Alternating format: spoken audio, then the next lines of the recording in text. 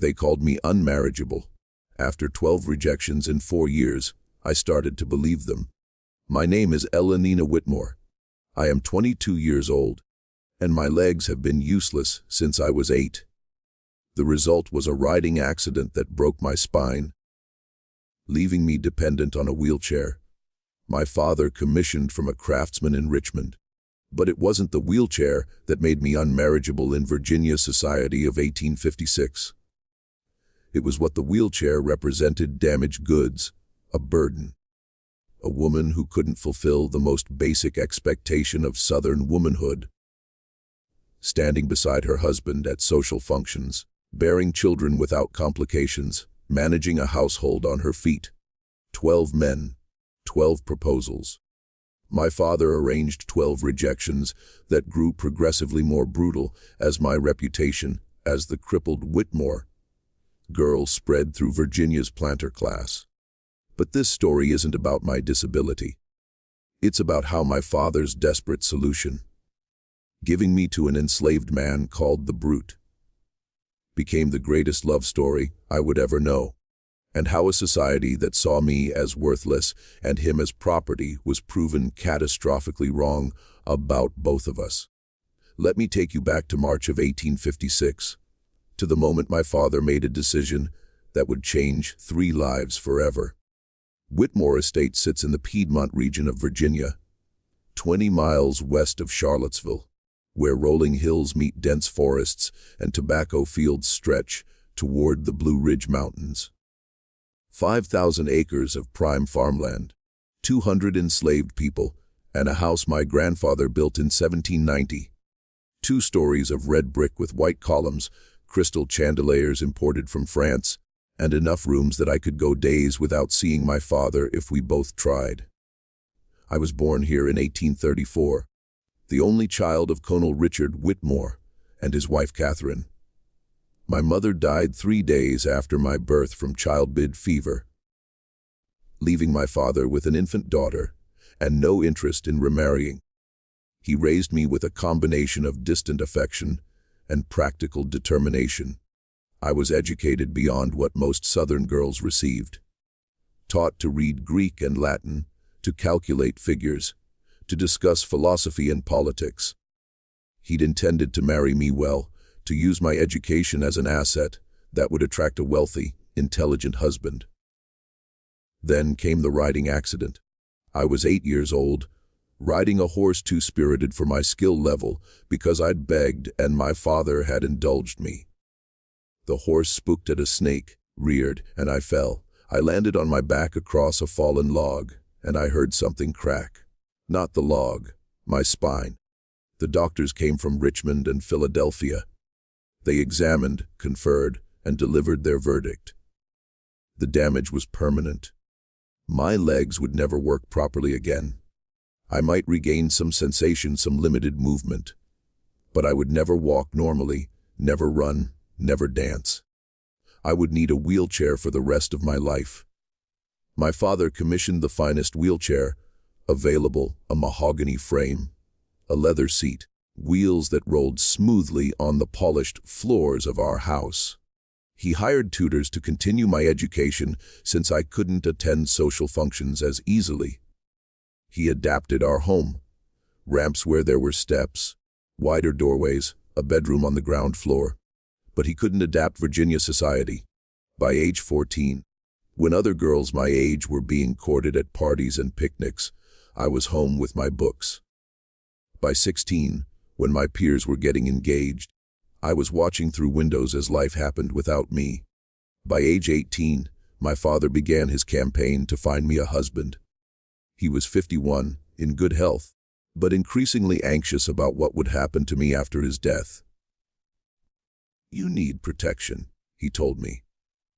"You need someone to care for you, to manage the estate, to ensure you're secure."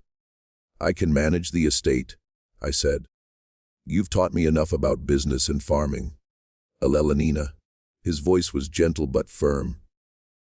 "You know that's not how society works. A woman alone, especially." He gestured at my wheelchair. "You need a husband." The first proposal came from Thomas Aldrich, age 35, a tobacco planter from Lynchburg. My father invited him for dinner, presented me in the parlor, and I watched Thomas's eyes travel from my face to the wheelchair, and then to the floor.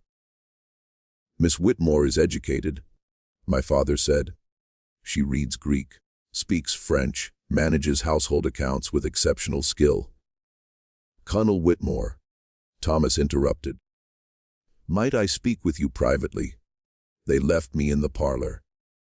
I knew what was happening. I could hear the low voices from the study. I could imagine Thomas saying what every subsequent suitor would say, in variations. My father returned alone. "Mr. Aldrich has declined. He feels the situation isn't suitable. Because I can't walk.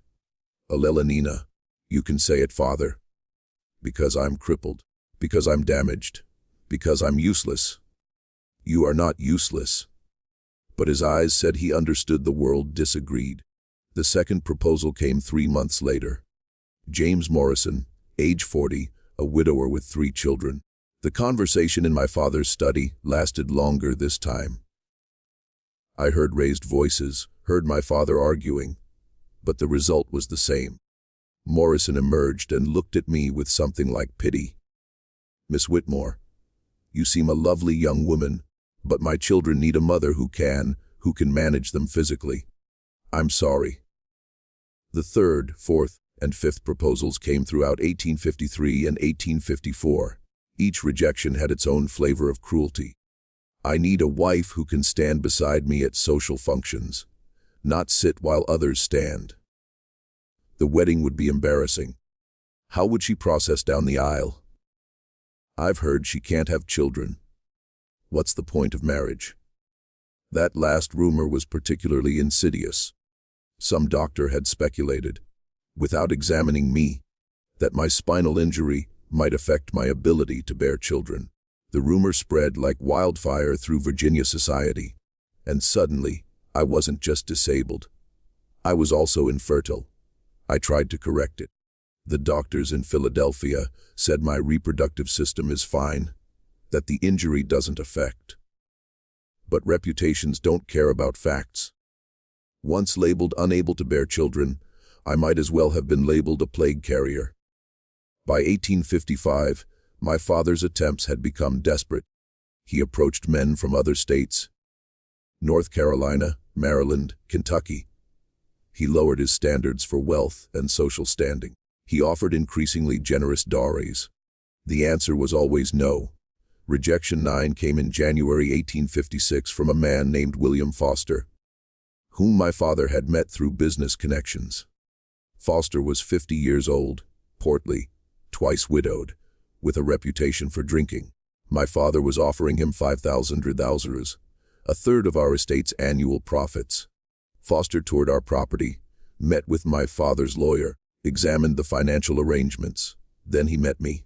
"Can you sew?" he asked. "No, sir. My hands have limited dexterity." "Can you cook?"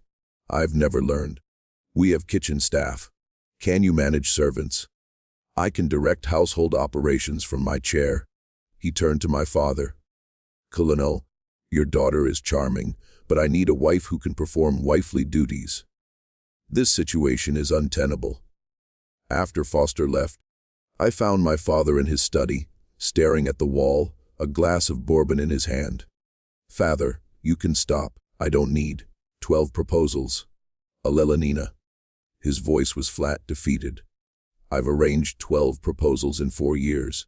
Every single man has declined.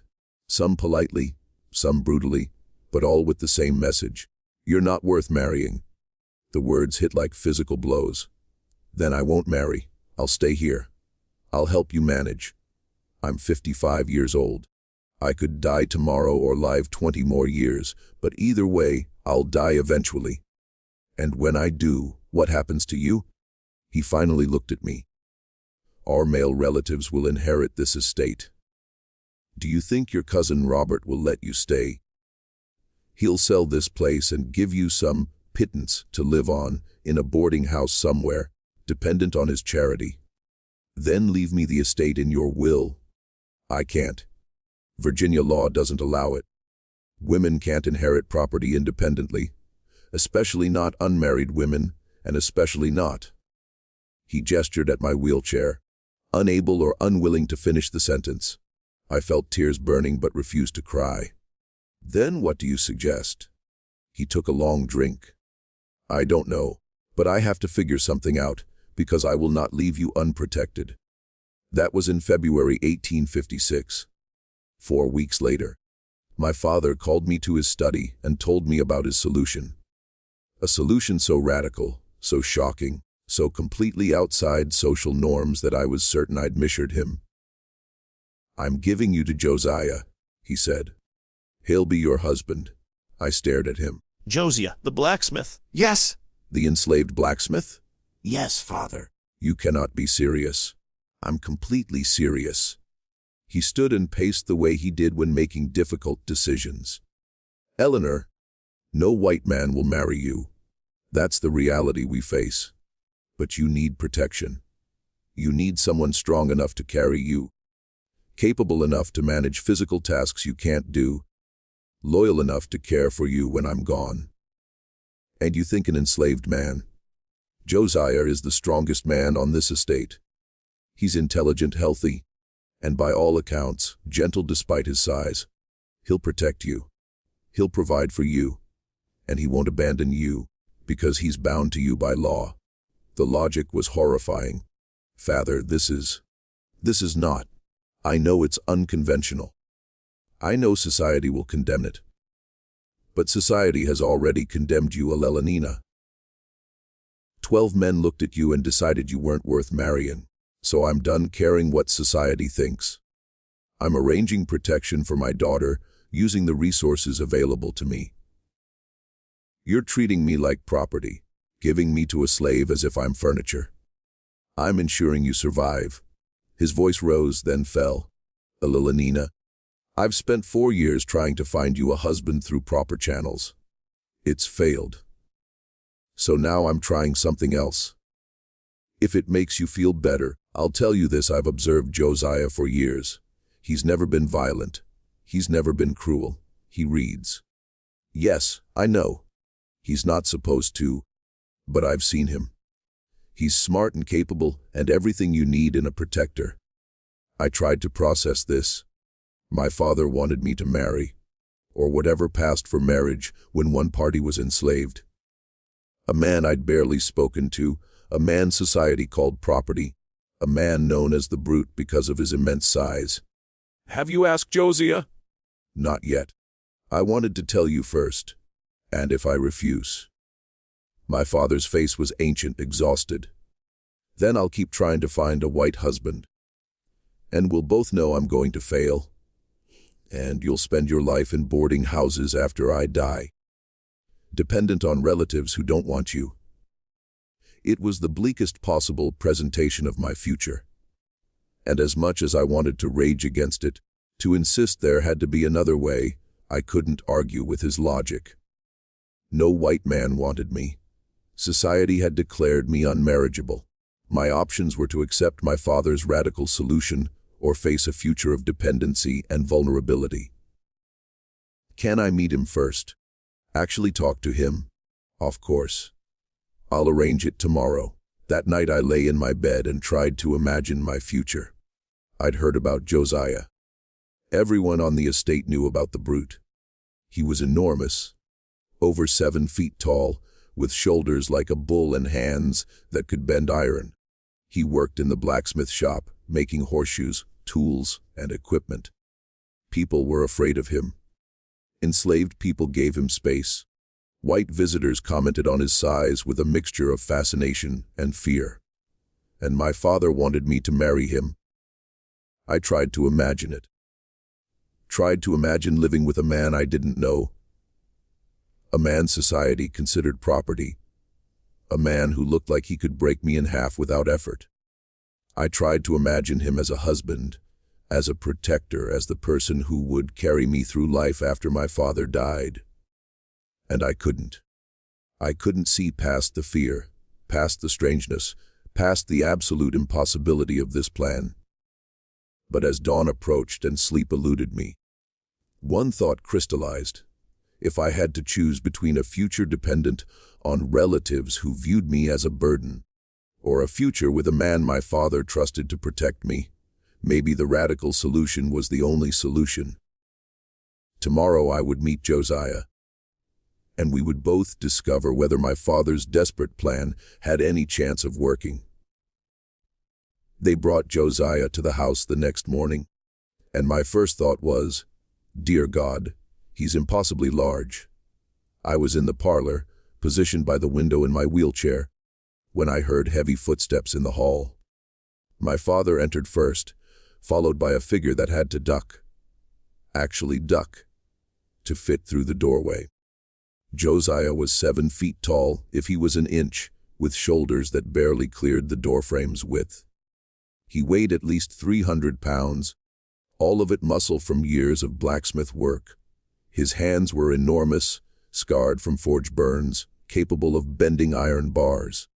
His face was dark and weathered, with a thick beard, and eyes that darted nervously around the room, never settling on me. He wore work clothes, rough cotton shirt and pants, both strained by his size. He stood with his hands clasped in front of him, head slightly bowed in the posture of an enslaved person in a white person's house. The Brute was an accurate nickname. He looked like he could tear the house apart with his bare hands. My father cleared his throat. "Josiah, this is my daughter, Elanina." Josiah's eyes flicked to me for half a second, then back to the floor. "Yes, sir." His voice was surprisingly soft for such a large man, deep but quiet, almost gentle. "Elanina," my father continued. "I've explained the situation to Josiah.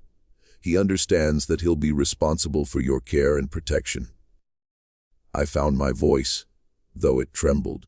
"Josiah, do you understand what my father is proposing?" Another quick glance at me, then back down. "Yes, miss. I'm to be your husband. To protect you, to help you. And you've agreed to this." Now he looked confused, as if the concept of his agreement mattering was foreign. The colonel said I should, "Miss." "But do you want to?" The question seemed to startle him. His eyes met mine for the first time. Dark brown, surprisingly gentle for such a fearsome face. I don't know what I want, miss. I'm a slave. What I want doesn't usually matter." The honesty was brutal and fair. My father interceded. "Eleanor, perhaps you and Josiah should speak privately. I'll be in my study if you need me." He left, closing the door behind him, leaving me alone with a 7-foot enslaved man who supposedly would become my husband. Silence stretched between us. Josiah stood frozen, clearly uncertain what to do. I was equally uncertain. What did you say to someone you'd been given to like property? "Would you like to sit?" I gestured to the chair across from me. He looked at the chair.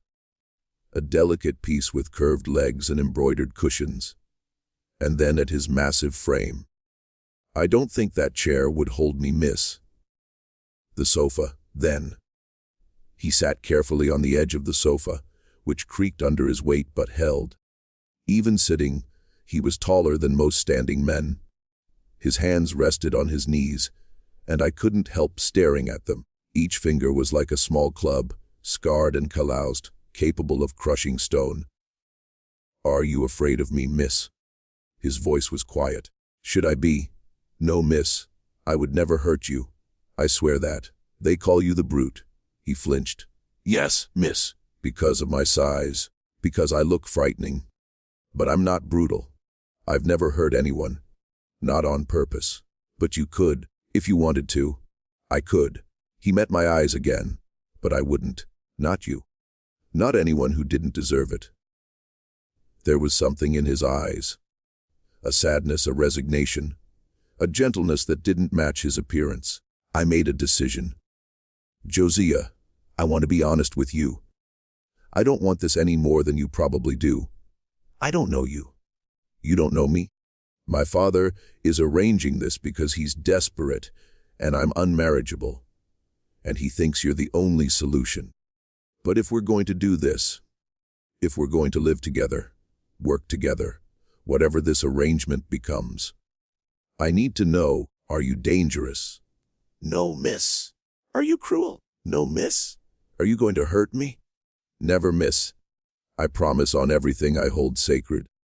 I will never hurt you. The earnestness in his voice was undeniable.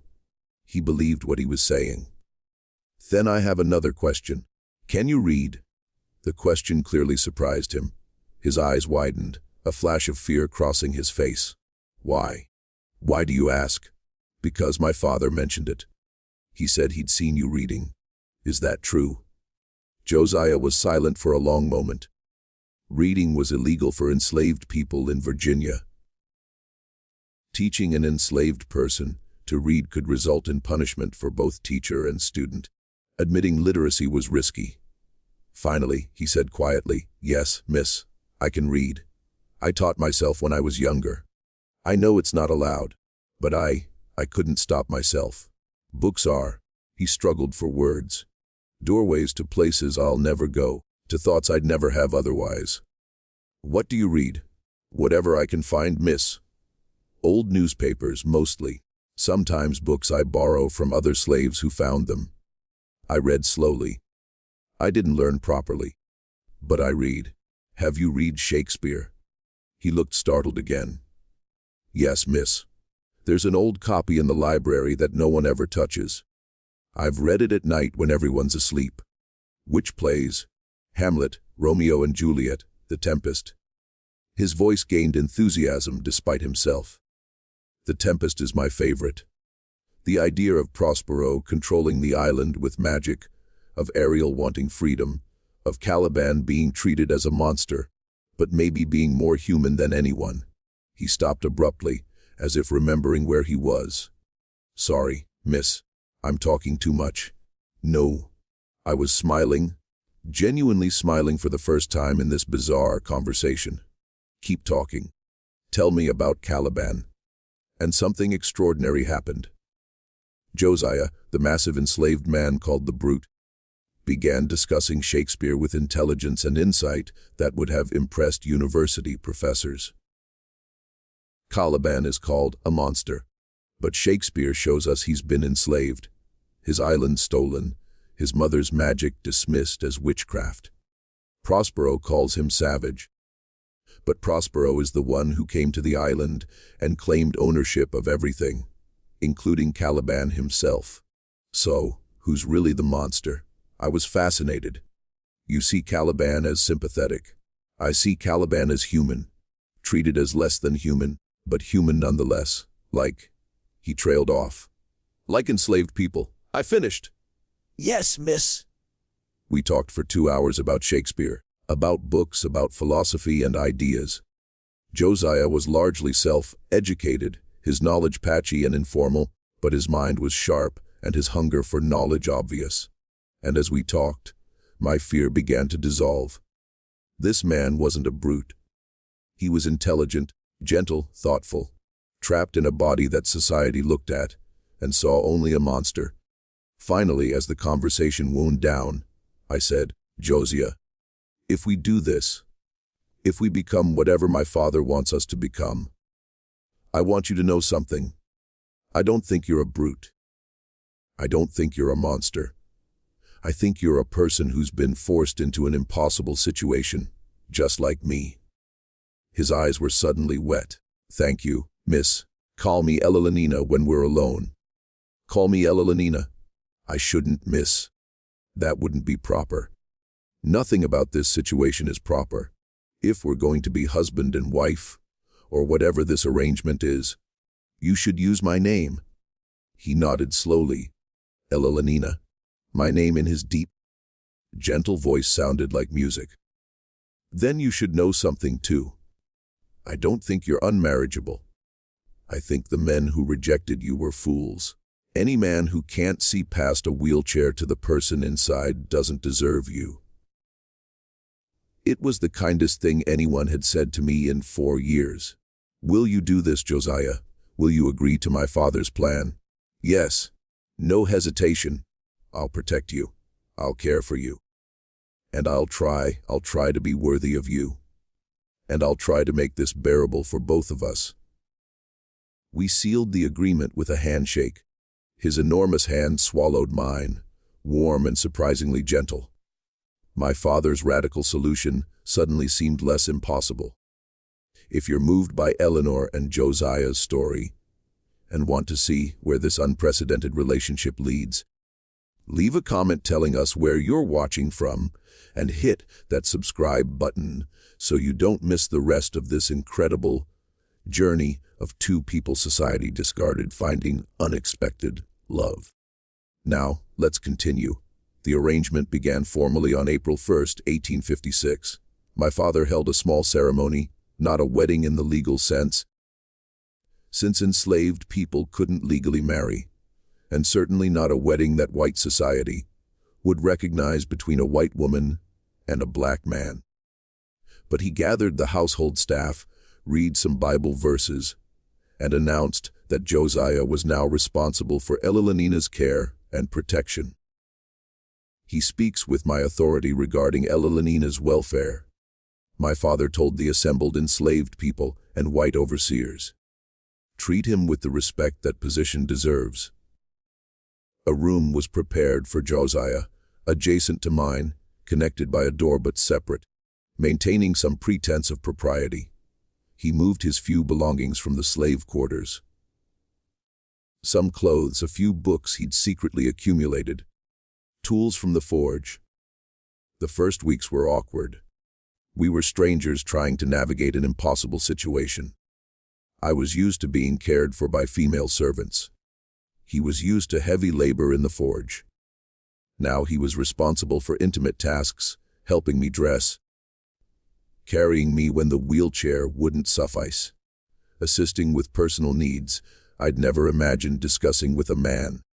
But Josiah approached everything with extraordinary gentleness and respect. When he needed to carry me, he would ask permission first. When helping me dress, he would avert his eyes whenever possible. When I needed assistance with private matters, he would maintain my dignity, even when the situation was inherently undignified. "I know this is uncomfortable," I told him after a particularly awkward morning. "I know you didn't choose this. Neither did you." He was reorganizing my bookshelf. I'd mentioned wanting it in alphabetical order, and he'd taken it upon himself as a project. "But we're making it work, aren't we?" He looked at me, his enormous frame somehow non-threatening as he knelt beside the bookshelf. "Elenina, I've been enslaved my whole life. I've done backbreaking labor in heat that would kill most men. I've been whipped for mistakes, sold away from family, treated like an ox with a voice. This," he gestured around the comfortable room, "living here, caring for someone who treats me like a human being, having access to books and conversation. This is not hardship. But you're still enslaved." "Yes, but I'd rather be enslaved here with you than free but alone somewhere else." He returned to the books. "Is that wrong to say?" "I don't think so. I think it's honest." By the end of April, we'd settled into a routine. Mornings, Josiah would help me with morning preparations, then carry me to the breakfast room.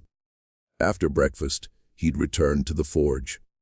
My father still needed his blacksmith, while I worked on household accounts and correspondence in the library. Afternoons, Josiah would return, and we'd spend time together.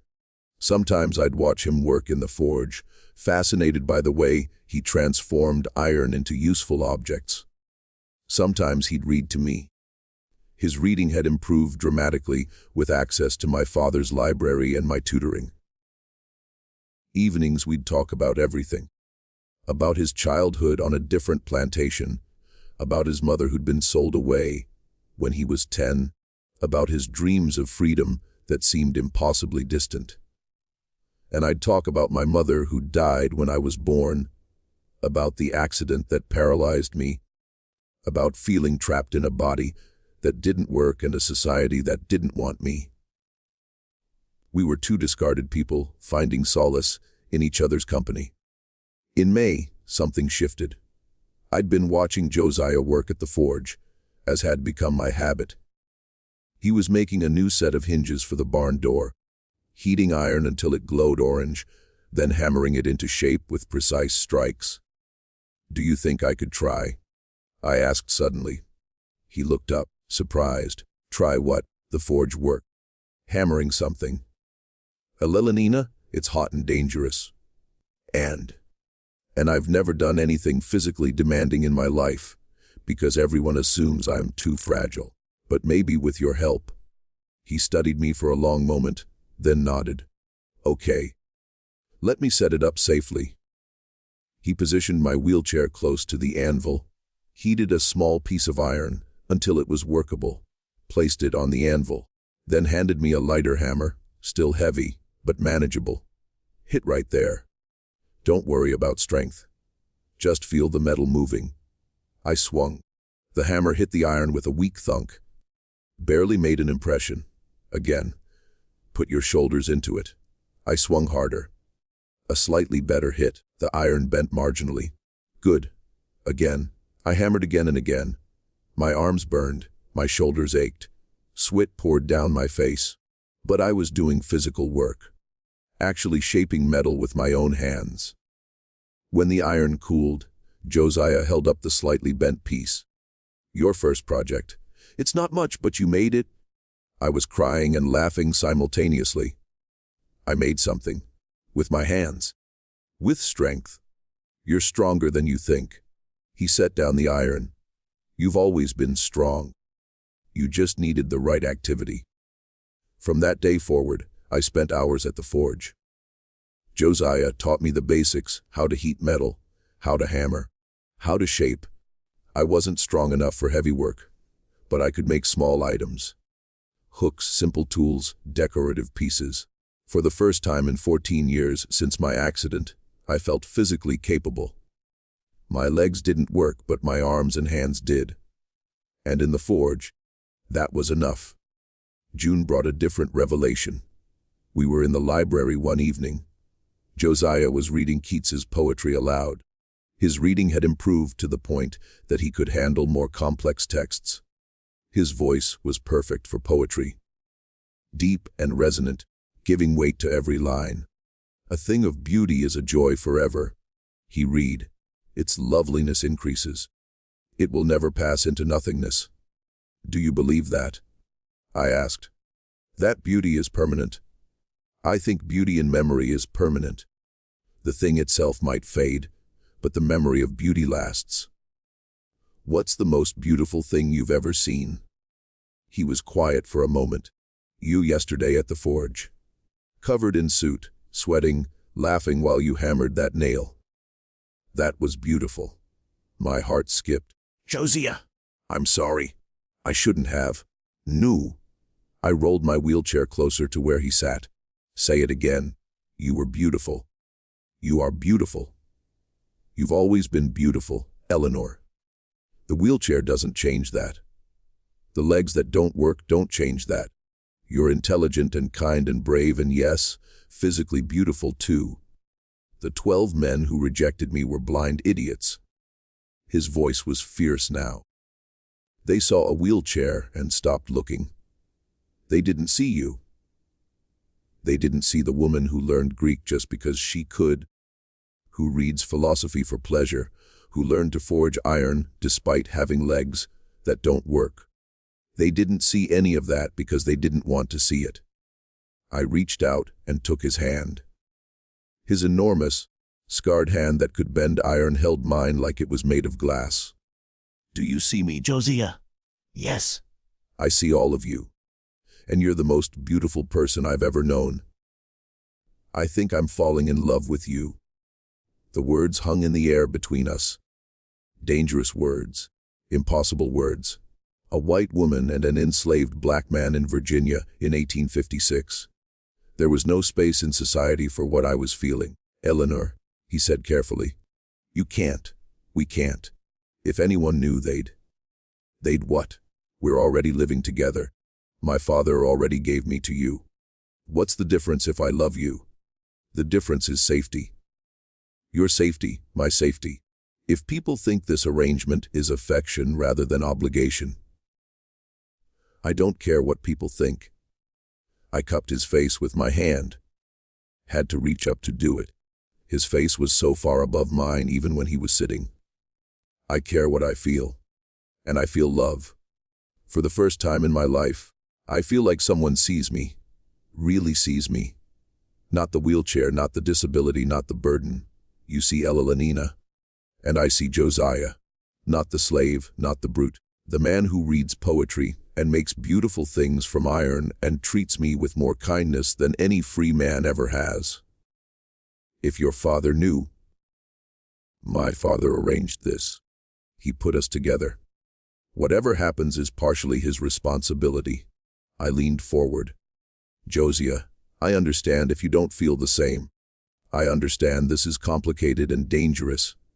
And maybe I'm just lonely and confused. But I needed to tell you. He was quiet for so long I thought I'd ruined everything. Then, I've loved you since the first real conversation we had. When you asked me about Shakespeare and actually listened to my answer. When you treated me like my thoughts mattered. I've loved you every day since, Elenina. I just never thought I could say it. Say it now. I love you. We kissed. My first kiss at age 22. With a man society said shouldn't exist to me.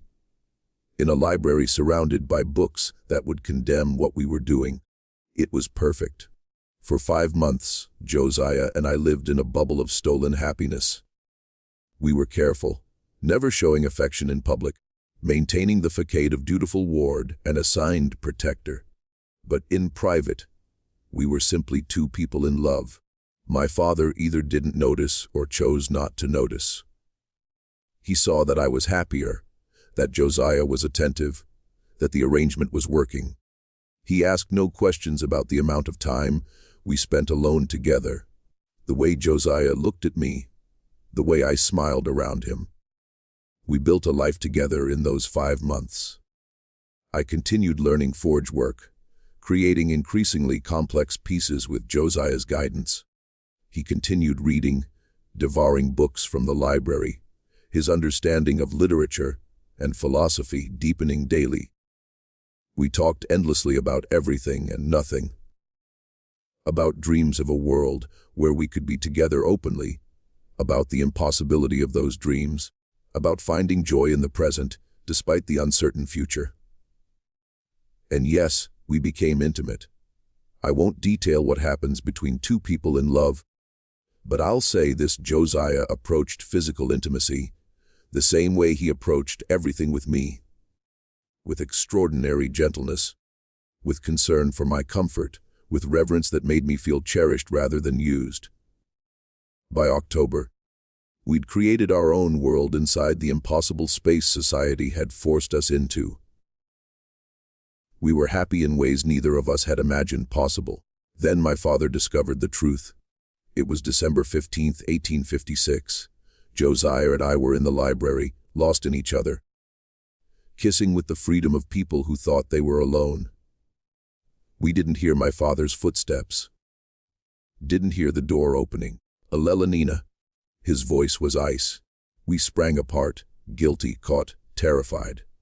My father stood in the doorway, his face a mixture of shock, anger, and something else I couldn't read. "Father, I can explain. You're in love with him." Not a question. An accusation. Josiah immediately dropped to his knees. "Sir, please. This is my fault. I should never have." "Be quiet." Josiah. My father's voice was dangerously calm. He looked at me. "Eleanor, is this true? Are you in love with this slave?" I could have lied. Could have claimed Josiah forced himself on me, that I was a victim. It would have saved me and condemned Josiah to torture and death.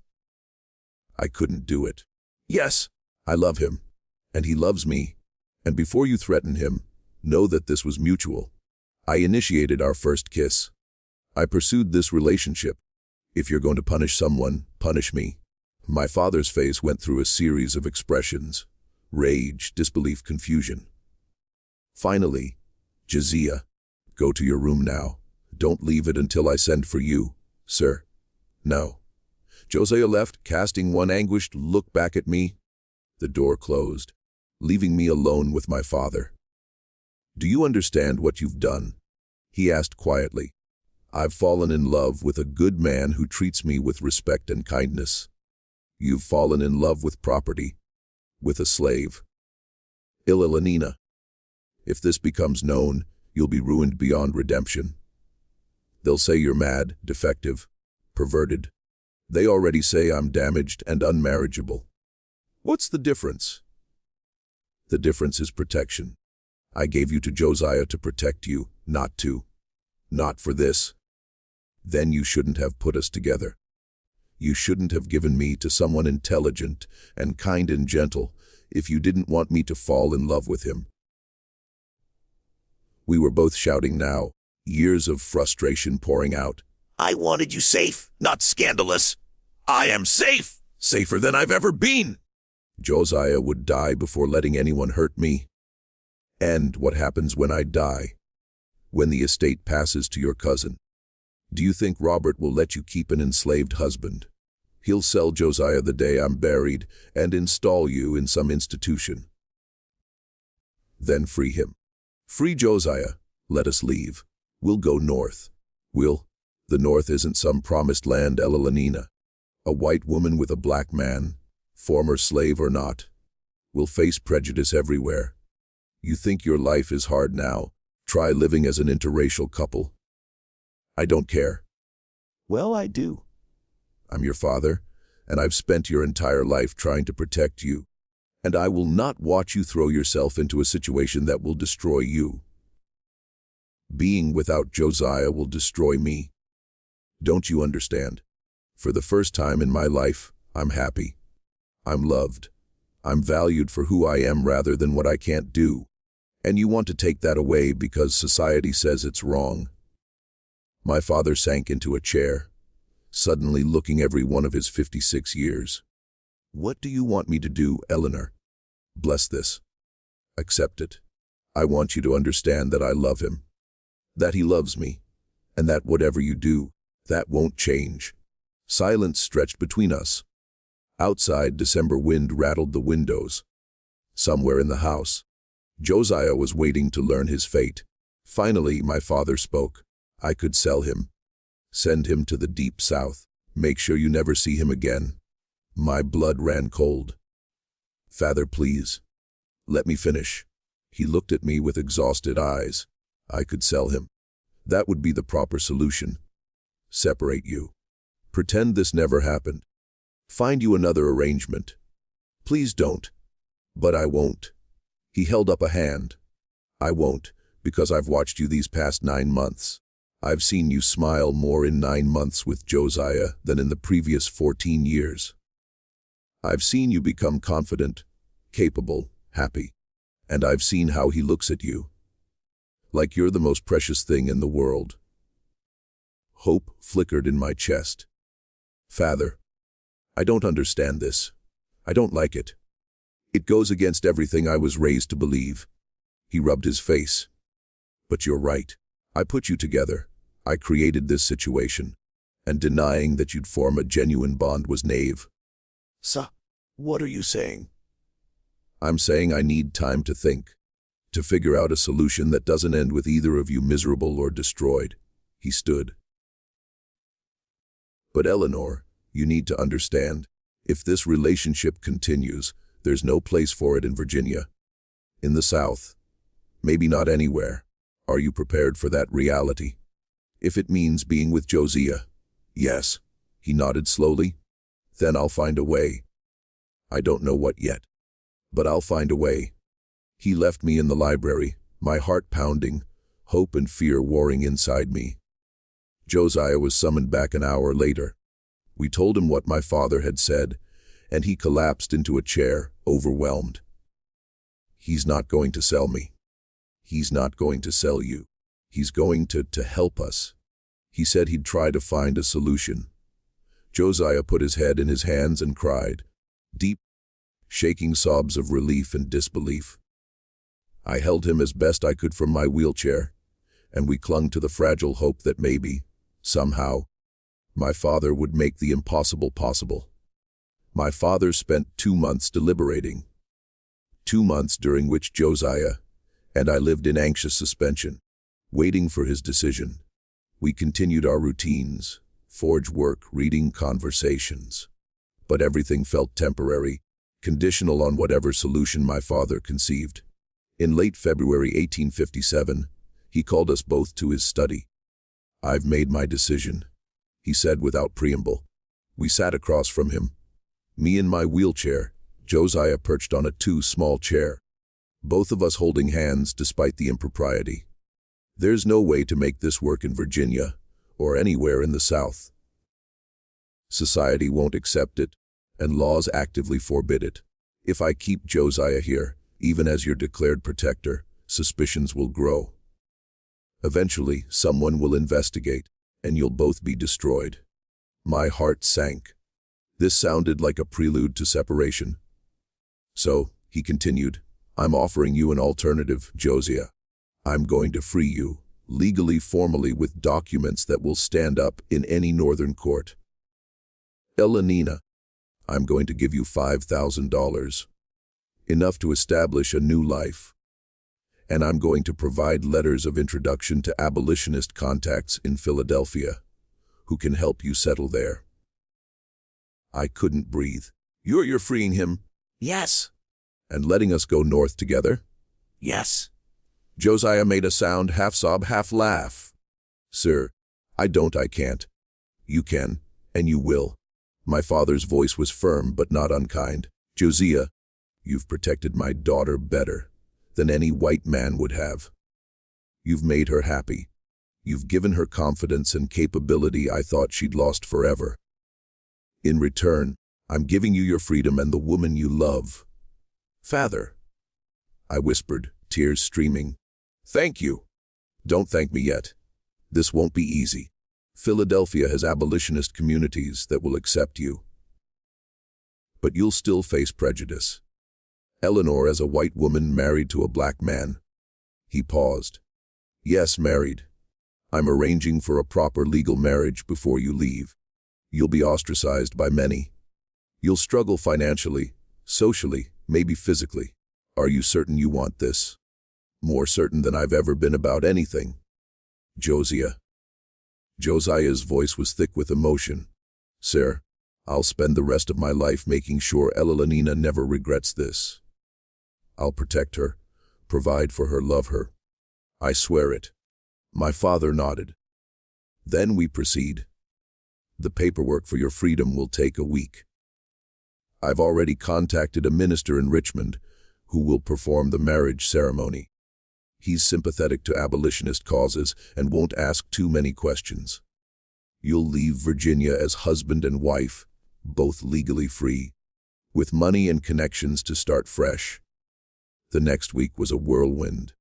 My father worked with lawyers to prepare Josiah's freedom papers, documents declaring him a free man, no longer property, able to travel without passes or permission. He arranged our marriage through a sympathetic minister who performed the ceremony in a small church in Richmond, with only my father and 2 witnesses present. Josiah and I spoke vows in front of God and law. I became Eleanor Whitmore Freeman, keeping both names, honoring my father while embracing my new life. Josiah became Josiah Freeman, a free man married to a free woman. We left Virginia on March 15, 1857, in a private carriage my father arranged. Our belongings fit in 2 trunks: clothes, books, tools from the forge, and the freedom papers Josiah carried like sacred objects. My father embraced me before we left. "Write to me," he said. "Let me know you're safe. Let me know you're happy." "I will, Father." "I wife." "I love you too, Elenina. Now go build a life. Be happy." Josiah shook my father's hand. "Sir, I'll protect her. Josiah. That's all I ask. With my life, sir." We traveled north through Virginia, Maryland, and Delaware. Each mile took us further from slavery and toward freedom. Josiah kept expecting someone to stop us, to demand his papers, to challenge our marriage. But the papers were solid, and we crossed into Pennsylvania without incident. Philadelphia in 1857 was a bustling city of 300,000 people, including a large free black community in neighborhoods like Mother Bethel. The abolitionist contacts my father provided helped us find housing. A modest apartment in a neighborhood where interracial couples, while unusual, weren't unheard of. Josiah opened a blacksmith shop with money from my father's gift. His reputation grew quickly. He was skilled, reliable, and his immense size meant he could handle work other smiths couldn't. Within a year, Freeman's Forge was one of the busiest in the district. I managed the business side, keeping accounts, dealing with clients, arranging contracts. My education and my mind, which Virginia society had deemed worthless, became essential to our success. We had our first child in November 1858, a boy we named Thomas, after my father's middle name. He was healthy and perfect, and watching Josiah hold our son for the first time, this gentle giant cradling a tiny baby with infinite care, I knew we'd made the right choice. 4 more children followed: William in 1860, Margaret in 1863, James in 1865, and Elizabeth in 1868. We raised them in freedom, taught them to be proud of both their heritages, sent them to schools that accepted black children. And my legs, in 1865, Josiah designed an orthopedic device, metal braces that attached to my legs and connected to a support around my waist. With these braces and crutches, I could stand. I could walk, awkwardly but genuinely. For the first time since I was 8 years old, I walked. You gave me so much, I told Josiah that day, standing in our home with tears streaming down my face. You gave me love and confidence and children, and now you've literally made me walk. You always walked, Eleanor. He studied me as I took shaky steps. I just gave you different tools. My father visited twice, in 1862 and 1869. He met his grandchildren, saw our home, our business, our life. He saw that we were happy, that his radical solution had worked beyond anyone's expectations. He died in 1870, leaving his estate to my cousin Robert, as Virginia law required. But he left me a letter. My dearest Eleanor, by the time you read this, I'll be gone. I want you to know, giving you to Josiah was the smartest decision I ever made. I thought I was arranging protection. I didn't realize I was arranging love. You were never unmarriageable. Society was too blind to see your worth. Thank God Josiah wasn't. Live well, my daughter. Be happy. You deserve it. Love. Father. Josiah and I lived together in Philadelphia for 38 years. We grew old together, watching our children become adults, welcoming grandchildren, building a legacy from the impossible situation we'd been thrust into. I died on March 15, 1895, 38 years to the day after we'd left Virginia. Pneumonia took me quickly. My last words to Josiah, spoken as he held my hand: thank you for seeing me, for loving me, for making me whole. Josiah died the next day, March 16, 1895. The doctor said his heart simply stopped, but our children knew the truth. He couldn't live without me, the way I couldn't have lived without him.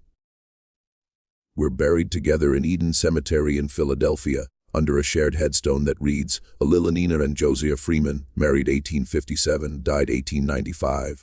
Love that defied impossibility. Our 5 children all lived successful lives. Thomas became a physician. William became a lawyer who fought for civil rights. Margaret became a teacher who educated thousands of black children. James became an engineer who designed buildings across Philadelphia. Elizabeth became a writer. In 1920, Elizabeth published a book, Me Mother, The Brute, and the Love That Changed Everything. It told our story, the white woman society called unmarriageable, the enslaved man society called a brute, and how a desperate father's radical solution created one of the most beautiful love stories of the 19th century. This was the story of Nina Whitmore and Josiah Freeman, whose marriage began in March 1857 in Richmond, Virginia. When Colonel Richard Whitmore freed Josiah and arranged his daughter Elanina's marriage to him, before helping them relocate to Philadelphia. Historical records document Josiah's freedom papers, the marriage certificate, and the establishment of Freeman's Forge in Philadelphia in 1857. The couple had 5 children between 1858 and 1868, all documented in Philadelphia birth records. Elanina's mobility improvement through orthopedic devices is documented in personal letters preserved by the Freeman family. Both died in March 1895 within 1 day of each other and are buried in Eden Cemetery in Philadelphia. Their daughter, Elizabeth Freeman, published Against All Odds the Elanina and Josiah Freeman Story in 1920, which became a significant historical document about interracial marriage and disability in the 19th century. The Freeman family of Philadelphia maintained detailed family records, including Colonel Whitmore's letters and Josiah's freedom papers, which were donated to the Historical Society of Pennsylvania in 1965. The story has been studied as an example of both disability, rights history, and interracial relationship history. During the slavery era, the story of Eleanor and Josiah Freeman is one of the most beautiful and radical love stories from the slavery era. A tale of two people society discarded, a desperate father's unprecedented solution, and a love that proved everyone wrong about what was possible. Elanina was deemed unmarriageable because of her disability. 12 men rejected her before her father made the extraordinary decision to give her to an enslaved man. Josiah was called the brute because of his size. But beneath that intimidating exterior was a gentle, intelligent man who read Shakespeare in secret and treated Elanina with more respect than any free man ever had. Their story challenges everything. Assumptions about disability, about race, about what makes someone worthy of love. Elanina wasn't broken because her legs didn't work. She was brilliant, capable, and strong. Josiah wasn't a brute because of his size. He was poetic, thoughtful, and extraordinarily gentle. And Colonel Whitmore's decision, shocking as it was, demonstrated a radical understanding that his daughter needed love and respect more than she needed social approval. He freed Josiah, gave them money and connections, and sent them north to build the life Virginia would never allow.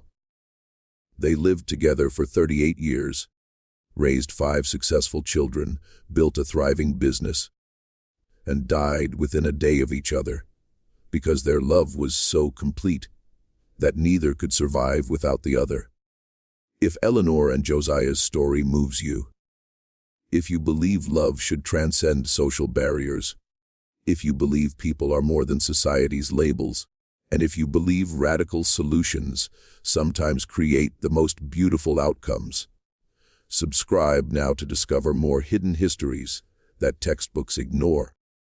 These are the stories of people who defied impossible odds and proved that love, intelligence, and human dignity matter more than social conventions. Leave a comment right now.